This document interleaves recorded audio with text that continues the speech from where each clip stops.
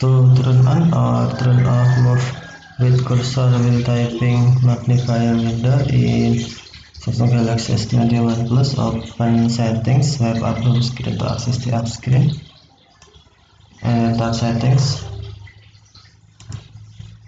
You can also open settings screen from notification panel, swipe the notification panel and then tap settings icon. Scroll down settings screen, find accessibility, and then tap accessibility, tap visibility enhancements,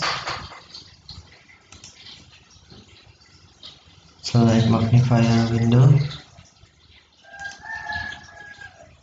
To turn on, move with cursor while typing, tap move with cursor while typing switch until blue or until on, or to disable or turn off, tap switch until black or until white.